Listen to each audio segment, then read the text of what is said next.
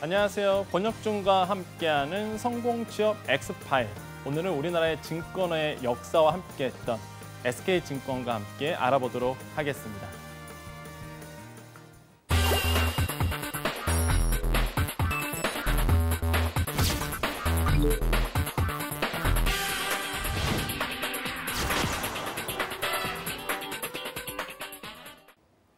자, SK증권에 대해서 우리 같이 알아볼 텐데요. 역시나 첫 번째로 기업 정보에 대해서 우리가 분석해 보고요. 그다음에 기출 면접에 대해서 한번 알아보도록 하겠습니다.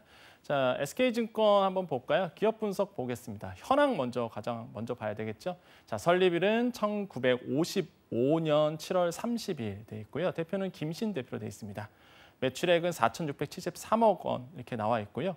자, 영업이익을 17년 결산 보고를 보면은 284억 원 돼 있습니다. 근데 제가 보통 이제 분기 보고서도 가지기도 오기도 하고요. 이렇게 연차 보고서도 가지고 오는데 둘 다 오늘 한번 가지고 와봤어요. 그 이유가 있습니다. 그래서 좀 이따가 설명해 드릴 텐데 일단은 2018년도 3분기 지금까지 나온 공식 자료에면 76억 원 연결 분기 보고서고요. 당기 순이익은 17년 결산 때는 188억 원의 이제 당기 순이익이 나왔죠. 근데 3분기, 18년도 3분기까지는 이게 100억 원 정도 되어 있습니다. 자, 인원 현황은 3분기 기준으로 봤을 때 749명 정도, 언저리 한 플러스 5, 마이너스 5 정도 이렇게 자꾸 움직이고 있고요. 평균 연봉 같은 경우는 7천만 원에서 1억 원 미만으로 되어 있습니다. 이것은 18년도 이제 한 4분기 기준으로 봤습니다. 그래서 평균 연봉은 이 정도로 되어 있다. 그리고 SK증권은요, 1955년입니다. 굉장히 역사가 오래됐어요. 증권업체 치고 7월 30일에 설립해서 60여 년 동안 국내 증권금융업과 함께 성장한 중견 증권회사입니다. 고객과 구성원, 주주, 지역사회 등 모든 이해관계자들의 어떤 행복을 위해서 이렇게 거시적인 어떤 담론을 가지고 있는데 지속 가능한 행복을 최고의 가치로 추구하고 있는 회사고요. 또한 성장, 윤리, 인재 이런 3대 요소를 바탕으로 고객에게 가장 존경받는 금융투자로서 거듭나기 위해서 노력하고 있는 회사다. 그래서 간략하게 SK증권의 어떤 설명이라고 말씀드릴 수 있겠습니다. 자, 현황 또 보면 연역이 나와요. 그래서 연역은 사실 굉장히 깁니다. 역사가 오래된 증권회사다 보니까 여러 가지 역사가 있지만 그중에서 제가 타이틀만, 그러니까 말 그대로 이름만 바뀌었던 것만 뽑아봤어요. 그만한 이유가 있는데요. 이것만 보셔도 SK증권이 어떻게 변화됐는지 알 수 있거든요. 자, 63년도에요. 신우증권을 경신증권으로 상호를 변경을 했고요. 그다음에 68년도에 경신증권을 동방증권으로 또 바꿨습니다. 그다음에 89년도에 태평양증권으로 상호를 변경했죠. 그래서 아마 나이 드신 우리 어르신들 아니면 우리보다 윗세대이신 분들은 태평양증권 많이 기억하실 것 같습니다. 그다음에 92년도에는요. 선경증권으로 이름을 바꿨죠. 근데 성경이라는 이름이 나중에 아시겠지만 SK로 바뀌잖아요. 그게 이제 98년도에 그래서 이제 SK증권으로 이름이 바뀌게 되었습니다. 그래서 이렇게 SK증권이 이렇게 바뀌는 것을 우리가 볼 수가 있는데 제가 여기서 물음표 하나를 달았습니다. 왜 물음표를 달았을까요? 여러분 이미 SK증권에 대해서 내가 들어갈 회사에 대해서 기업 분석을 하신 분들은 아마 제가 왜 물음표를 달았는지 눈치를 채셨을 것 같은데 제가 여기서 한번 퀴즈 하나를 드리겠습니다. 바로 SK증권은 이제 SK그룹 자회사가 아니다. 동의하시나요? 그렇죠. 동의하셔야 됩니다. 왜 그러냐면 이제는 SK증권은요. SK그룹의 자회사가 아니죠. 제가 왜 이거를 말씀을 드리냐면 많은 분들이 아직도 SK증권이 SK그룹 자회사로 알고 계시는 분들이 너무나 많기 때문에 그렇습니다. 지금 인터넷을 뒤져봐도 또 한 가지 여러 가지 잡포털을 봐도 심지어 잡에 관련된 이제 컨설턴트들도 마저도 잘 모르시는 분들은 아직도 SK증권이 SK그룹의 자회사인지 알고 계신 분들이 계시는데요. 사실 이미 바뀐 지가 오래됐습니다. 타이틀만 SK증권이죠. 2018년도 7월 30일에 투자 목적 회사인 J&W가 유한회사가요. SK증권의 보유 분량 100%를 인수했어요. 그러니까 총 분량으로 보면 10% 정도가 되죠. 아무튼 SK증권의 모든 가지고 있던 소유 지분을 어디에 팔았다? J&W에 팔았습니다. 파트너스에 팔았는데 그래서 이제는 총 지분율은 100% 중에서 이제 총 지분으로 따지면 10%를 이제는 양도를 했죠. 그래서 이에 따라서 회사의 최대 주주는요. SK에서 J&W BIG 유한회사로 변경이 됐습니다. 무슨 얘기냐? 이게 주식 100%를 넘겼어요. 사실 SK증권, 그러니까 SK그룹에서 갖고 있던 지분을 넘겼는데 그러다 보니까 그때 이제 SK의 자회사로서 이미 끝났죠. 그래서 지금은 SK그룹의 자회사가 아닙니다. 그래서 만약에 혹시나 여러분께서 SK증권, 특히 증권업에 관심이 있으신 분들은 많이 알아보실 텐데 혹시나 아직도 그런 자료가 보인다. 아직도 그런 자료가 눈에 보이고 그런 게 뭐 있다. 그러면 그거는 오래된 자료예요. 그러니까 관련된 많은 얘기들은요. 그냥 패스해 보시면 됩니다. 그래서 새롭게 업데이트를 해주셔야 돼요. 왜냐하면 대주주가 바뀌었고요. 회사 소속이 바뀌었거든요. 그럼 경영 철학, 그다음에 여러 가지의 분위기도 많이 바뀔 것이고요. 기본적으로 뭐 채용 시스템은 일반적으로 예전에 했던 채용 시스템 그대로 가지고 가지만 이게 일단 사모펀드에 넘겼기 때문에 여러 가지의 구조적인 면은 많이 바뀌었을 거라고 보여집니다. 그래서 바뀐 지가 좀 됐다. 그래서 제가 기본적으로 공시 자료를 제가 가져와 봤고요. 그래서 기본적으로 이렇게 로직을 본다면 SK증권 보이시죠? 밑에. 그래서 맨 상단에 뭐예요?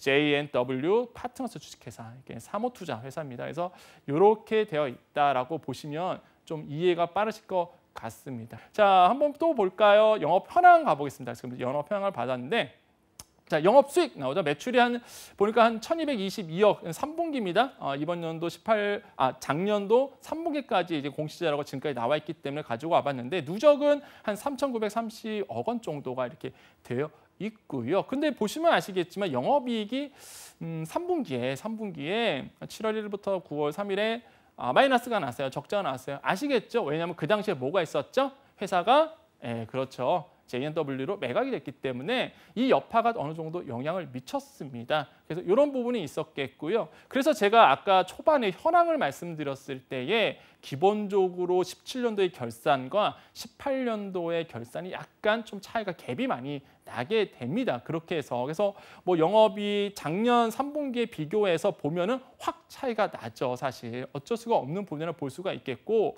좋아 보시면은 이제는 17년도하고 16년도까지 좀 더 밑으로 내려가 볼까요? 이 회사가 원래 어떤 회사인지 보면은 기본적으로 한 4,670억 원 정도의 매출이 나옵니다. 영업 수익이 나오고 영업 이익은 한 284억 원 정도가 나오고 있는 회사다. 16년도에 비해서 17년도 어마어마하게 많이 뛰었어요. 영업 잘했죠. 그래서 이렇게 크게 뛰었다가 지금 18년도에는 이제 7월 달에 매각이 된 사건이 좀 이슈가 있었기 때문에 약간 주춤하는 모습은 보이곤 있습니다. 하지만 영업이라든지 영업망이라든지 그대로 있다는 사실, 그래서 크나큰 뭐 영향은 없다. 그래서 이렇게 매출 구조는 이 정도로 우리가 살펴보면 되겠고요. 뭐 우리가 뭐 숫자 외워서 뭐 하겠습니까? 그죠? 뭐 숫자 물어보지도 않아요. 그래서 이렇게 업계가 증권 업계가 특히 SK증권이 이렇게 흘러가고 있다는 것만 이해하시면은 좀 회사에 대해서 이해가 좀 빠를 것 같습니다. 그래서 영업이익 및 분기 순이익이 감소한 원인, 아까 제가 보여드렸죠? 감소했습니다. 3분기에.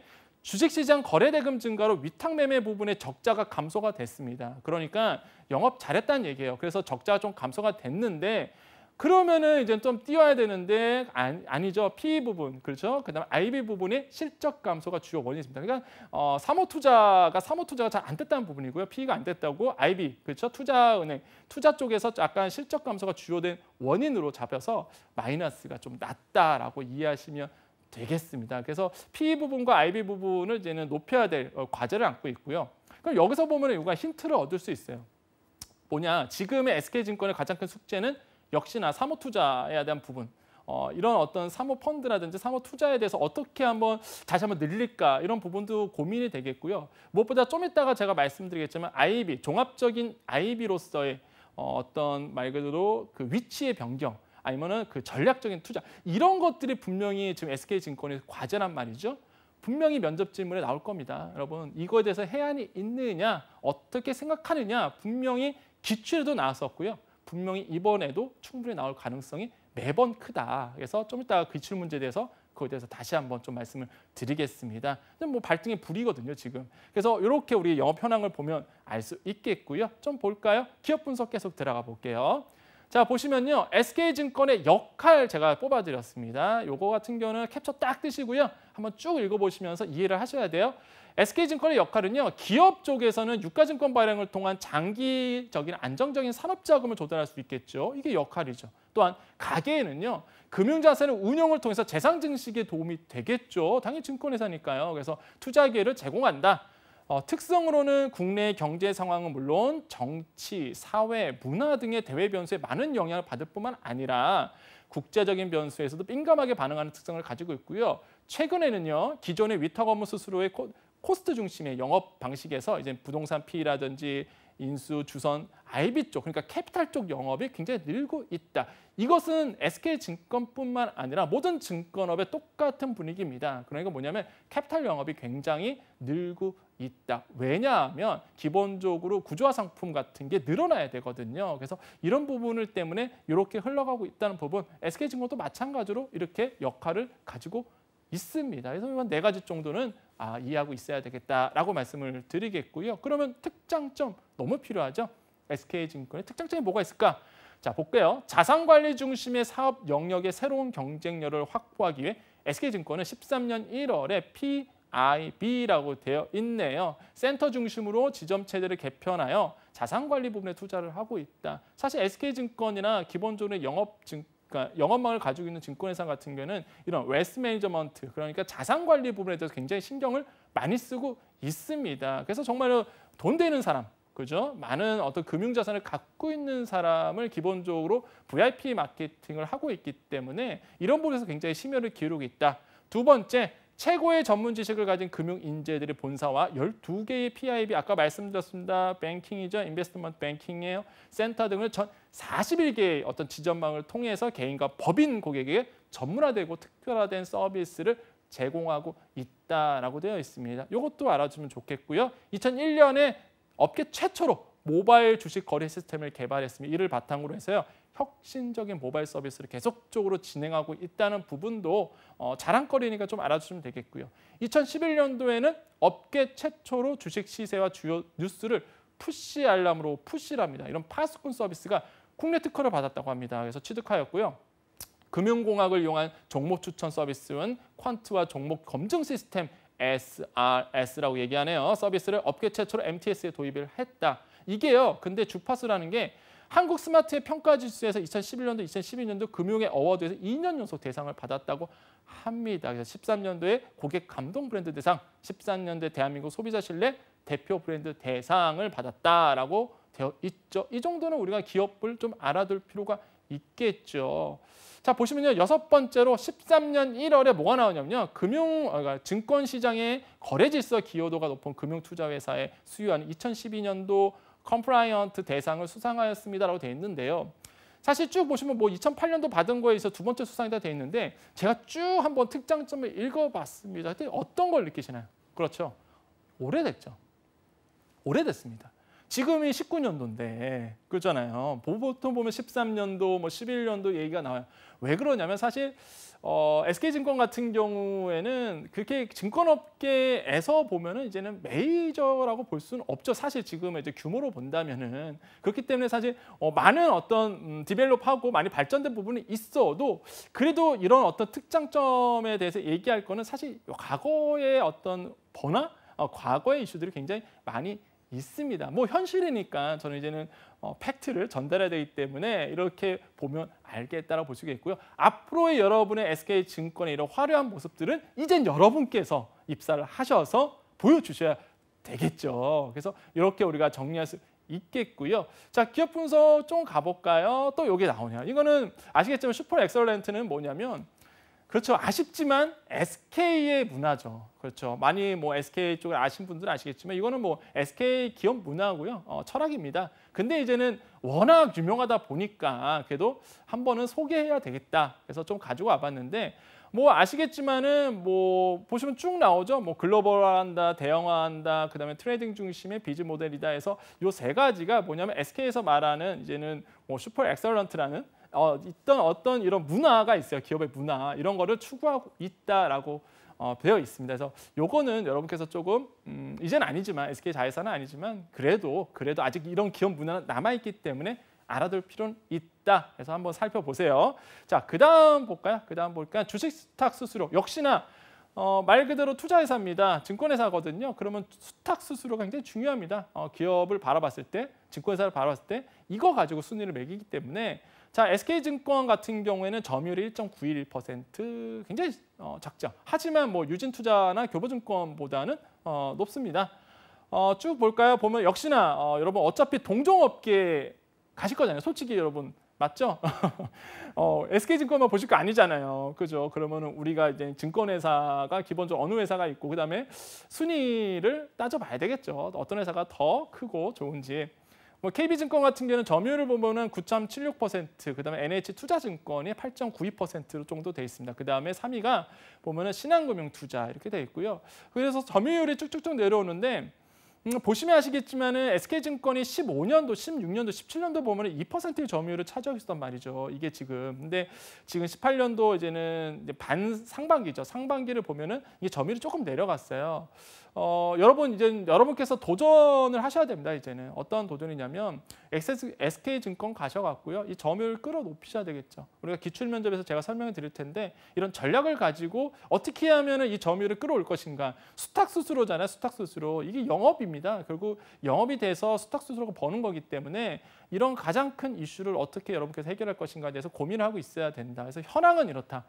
현황 이렇다 해서 이 팩트를 좀 보셔야 되겠다라고 말씀을 드립니다. 자, 그럼 또 볼까요? 자, 한번 볼까요? 면접 기출 첫 번째. SK증권에 대해서 말해달라. 그다음에 앞으로의 전략은 이게 좀 원래는 이게 따로따로 있었다가 어차피 같은 질문이기 때문에 한번 이제 같이 묶어봤는데요. 한번 볼까요? 제가 이렇게 제안해 드립니다. 기존 사업 체질 개선 및 수익성 극대화해야 된다. 이게 이제 하나의 타이틀로 깔아 드릴게요. 이렇게 딱 깔고 그러면 그거에 대해서 이제는 쏘 아시잖아요. 그래서 어쩌라고요. 그죠? 세 가지의 방법론을 제가 제시해 드리겠습니다. 뭐 모범답안이라 하긴 그렇고요. 여러분 참고하셔서 여러분만의 응용을 하셔야 되는데 첫 번째로 VIP 중심 자산관리 비즈 가속으로 이제 웰스 매니지먼트 부분의 수익성을 개선한다. 아까 제가 말씀드렸어요. 이 부분은 기본적으로 어떻게 나올 수 있는 전략 중에 하나겠고요. 두 번째는 종합 IB로서의 도약. 이거는 사실 지금 SK증권에서 밀고 있습니다. 종합 IB로서의 도약을 하겠다. 세 번째는 구조화 금융 상품 등 신규 수익업 발굴하고 강화시키겠다 이건데 좀 자세하게 좀 말씀드릴게요. 두 번째로서 이제 먼저 종합 IB로서의 도약 한번 알아볼까요? 좀 더. SK증권의 전략은 종합 IB로서 도약이다. 보시면요. 사상 최초로 SK케미칼 회사채 공동대표 주관사가 선정이 됐습니다. 이게 좀 볼게요. 의미를 볼게요. SK증권은요, 그동안 SK그룹 산하에 있었잖아요. 자회사로 있다 보니까 뭐냐면 SK그룹에서 했던 모든 어떤 계열사 공모채 발행에 대해서 사실 뭐랄까요, 대표 주자로서, 그러니까 대표 주관사로서 참여하지 못했죠. 왜냐하면 정부 당국의 관여가 있었고요. 규제가 심했기 때문에 사실 대놓고 하지 못했단 말이에요. 그래서 인수단으로서는 참여를 했었습니다. 하지만 대표로서, 대표 주관사로서는 못했다가 제가 아까 말씀드렸잖아요. 이게 넘어갔다 그랬잖아요. 이제는 SK 자회사가 아닙니다. 그럼 뭐야? 이제 대놓고 할 수 있는 거예요. 그래서 SK증권은 지난해 7월에 사모펀드인 JNW 파트너스로 매각이 됐잖아요. 아까 말씀드렸습니다. 그래서 오히려 이제 전면에 나서서 이런 일들을 할 수 있게 됐습니다. 그래서 뭐냐면 SK케미칼 회사채 공동 대표 주관사로서 선정이 될 수가 있었어요. 그래서 IB 업계에서는 그렇게 봤습니다. SK증권과 SK그룹 간의 관계가 건재함을 이번을 통해서 보여줬다라고 평가를 하고 있어요. 왜 그러냐면 시장에서는 굉장히 우려스럽습니다. 수탁 수수료 부분에서도 사실 내가 투자자라면 뭐 말 그대로 바꿀 수도 있어요, 진짜. 근데 왜 그러냐면 일단은 사모펀드에 넘어갔단 말이에요. SK란 든든한 백그라운드가 사라져버렸습니다. 그러다 보니까 불안한 거죠, 사실. 그래서 이거를 과연 어떻게 할까 고민했는데 IB 이제는 금융업계에서는 이제는 평가하시는 분들이라든지 기본적으로 매니지먼트 하시는 분들은 과연 SK증권이 어떻게 될까 초미의 관심사였거든요. 근데 이번에 이미 뭐 SK케미칼 회사채 공동 주관사로 선정이 되면서 야 이거 그러니까 끈끈한 관계는 계속 유지되고 있구나라는 거를 이제 밝혔거든요, 사실. 그래서 그런 거 봐서 굉장히 상징되는 거래다. 주관사로서 역량의 시장에 입증해서 중심 사업인 DCM 채권이죠. 채권에 대한 더욱 강화하고요. ECM 그죠 주식이죠. 투자자문 M&A로 사업 역량 확대하겠다는 포부다. 무슨 얘기냐면 이제 종합 IB로서의 면모를 갖추게 됐다는 겁니다. 그전까지는 규제라든지 기본적으로 정부에서 나오는 대기업 자회사이기 때문에 규제가 심했지만 이제는 떳떳하게 자신 있게 자신의 이제 종합 IB로서의 포부를 밝힐 수 있고 실행할 수 있다는 부분에 대해서 오히려 기회가 될 수 있다는 부분이겠죠. 그래서 DCM 채권, 그다음 ECM 주식, 뭐 투자자문, 그다음 M&A까지도 사업 역량을 밝히겠다라고 얘기를 했습니다. 자, 그다음에 두 번째 SK증권은 사업 확장을 위해서 당장 SK그룹 계열사 IPO에 도전할 수 있는 조건이 맞춰졌죠. 그래서 사모펀드로 매각된 것이 오히려 이제 종합 IB로서의 역할 충분히 될 수 있겠다. 진짜 실력을 보여주기 위한 이제부터 시작이다. 어떤 이렇게 의미를 밝히면 좀 이해를 하면 굉장히 좋겠다. 그래서 여러분께서 전략적으로 본다면 종합 IB로서의 역할에 충실하게끔 내가 노력을 하겠다라고 제시를 해주셔야 되겠습니다. 그다음 세 번째에서 우리가 말씀드렸잖아요. 전략 세 번째에서 방법론 통해서 세 번째면 구조화 상품, 구조화 금융에 대한 포트폴리오를 좀 확장시켜야 되겠다라고 말씀드렸는데 이게 구조화 상품이 뭐냐 이거죠. 많은 분들이 물어봅니다. 구조화 상품이 교수님 뭐예요? 라고 물어보시는데 물론 전공자들은 알아요. 모를 수가 없죠. 근데 이제는 뭐 비전공자이신 분들 같은 경우는 아니면 복수 전공하신 분들 같은 경우에는 때로는 물어보신 분들이 있어서 잠깐 정리를 하고 넘어가겠습니다. 구조화 금융이나 주식, 채권, 환율 등 기초 자산의 옵션, 선물, 스와프 이런 거죠. 파생 상품을 도입하는 거죠. 대표적인 게 뭐야?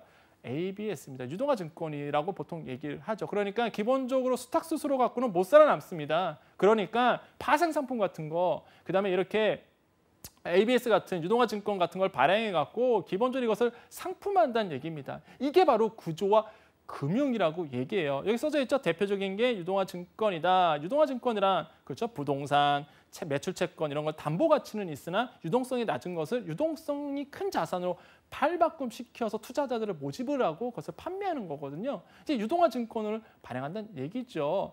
근데 이게 단점이 있어요. 꼭 장점만 있는 게 아니라 단점은 뭐냐면 2008년도에 뭐가 있었죠? 그렇죠. 글로벌 금융 위기가 있었습니다. 그 당시에. 근데 왜 금융위기가 일어났을까 봤을 때 분석을 했어요. 끝나고 나서 해서 야 구조화 금융의 확산 때문에 아니냐? 이런 어떤 평가가 있었거든요. 왜냐하면 파생 상품 같은 경우는 굉장히 복잡해요. 단순히 명확하지가 않습니다. 그러다 보니까 이게 왜 금융업이 부실해졌을까라 봤을 때 이런 구조화 금융이 너무나 확산됐기 때문에 이런 일이 일어나지 않았을까라고 이제 평가를 하고 있는 것이고요. 이 시각에 따르면 이제 구조화 금융의 확산이 금융 상품의 구조가 복잡해지면서 이들의 신용 위험을 정확하게 측정하지 못했다는 점, 이런 단점을 가지고 있고요. 좀 더 자세하게 들어가자면 유동화의 기초자산 활용된 비우량 주택담보대출, 서브프라임 모기지였죠. 신용 등급이 낮고, 그죠? 상환 여력이 부족한 저소득층에게 주택담보대출 이게 부실화됐잖아요, 미국에서. 그래서 막 터져서 결국에는 금융업이 특히 IB 쪽이 굉장히 무너지는 이런 효과가 났기 때문에 이런 점들이 이제 금융위기 발생에 영향을 미쳤다라고 평가를 하고 있습니다. 그래서 구조화 금융에 대해서 여러분 보실 때 이런 장점도 있지만 단점도 가지고 있다는 사실을 좀 기억해 주시면 되겠고요. 제가 뭐 구조화 상품, 구조화 금융 이야기하면 이제 이런 얘기를 하시는 분도 있어요. 또 공공기관 많이 아시는 분들 구조화 면접인가요? 뭐 우스갯소리로 이렇게 하시는 분이 계실 텐데 헷갈리시면 안 되고요. 당연히 뭐 헷갈릴 수도 없겠지만은 구조화 상품에 대해서 조금 이해를 하셔야 되겠다. 우리는 금융인이니까 이렇게 이해를 하시면 되겠고요. 그래서 우리가 장점과 단점을 좀 살펴볼 필요가 있다라고 보시겠고요. 두 번째 볼까요? 희망 직무에 대해서 가장 중요한 역량 무엇이라고 생각하는가? 그래서 저는 이건 그냥 리테일 쪽이라든지 영업 부분을 본다면 첫 번째, 차별화된 정보 제공력이 가지고 있어야 된다. 여기 뭐가 있냐면 정확한 예측 정보의 적시 제공이라고 되어 있습니다. 왜 제가 이걸 뽑았냐면 보세요. 여러분 그 증권회사 다니신 분들은 아침 일찍 출근하십니다. 선배님들한테 물어보시면 돼요. 아침 일찍 출근해서 일찍 퇴근하시죠. 근데 그게 퇴근이 아니죠, 사실. 어디 가 있나요? 실사 나가죠. 기업 실사 나가서 평가하고요. 실제 눈으로 목격하기도 하고 물어보기도 합니다. 그러다 보니까 실제적으로 왜 그렇게 하느냐? 왜 정말 바쁜 생활을 하시거든요. 아침에 일찍 일어나죠. 말은 퇴근이 일찍이지만은 일찍 퇴근한 것도 아니죠. 기업 분석해야 되죠. 그다음에 뭐 해야 돼요? 글로벌 정세 읽어야 되죠. 아침 일찍 일어나서 굉장히 바빠요. 왜 그럴까요? 그렇죠. 클라이언트한테 적시에 좋은 정보를 제공하기 위해서라고 볼 수가 있겠습니다. 그러다 보니까 굉장히 그 정보 분석력이 뛰어나셔야 돼요. 그래서 영업하는 중에서도 이런 차별화된 정보 제공력을 제시해야 된다. 두 번째로 고객 니즈를 충족할 수 있는 다양한 금융 상품을 개발 및 판매할 수 있어야 되겠다. 왜냐하면 우리 회사 취급하고 있는 상품에 대해서 정확한 정보 제공과 정확하게 분석이 되고 있어야 된다. 때로는 제한도 할 수 있을 정도의 기본적인 자질이 있어야 되겠다. 그래서 희망 중에서 중요한 역량 이런 것으로 보여집니다. 또 세 번째로는 고객 만족을 위한 서비스 수준이 돼야 되겠다. 이건 거는 제가 대외적으로 좀 말씀을 드리는데 기본적으로 마인드가 좀 바뀌어야 된다고 봅니다.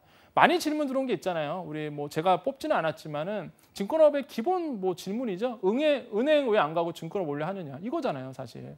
왜 은행 같은 금융인데 은행 안 가고 왜 증권을 몰래 하고 그래? 그거 왜 물어봅니까?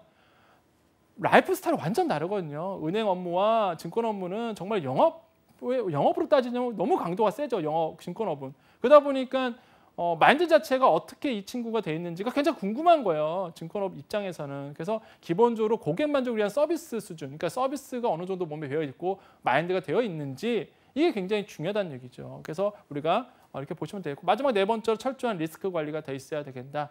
개인으로 본다면 고객이 어떤 질문이 들어와도 어떠한 요구가 들어와도 그것을 응대해 줄 수 있는 기본적인 지식과 역량이 갖춰져야 되겠다. 그래서 총 4가지 이렇게 우리가 뽑아봤고요. 여러분께서 만약에 비슷한 질문이 들어온다면 이렇게 첫째, 둘째, 셋째, 넷째 이렇게 논리적으로 그러니까 로직 트리라고 그러죠.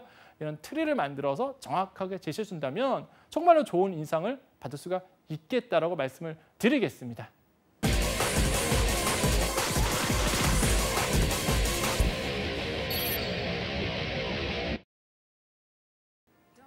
자, 오늘은 SK증권에 대해서 알아봤는데요. 여러분 많이 답답하시죠? 네, 여러분 조급하십니까?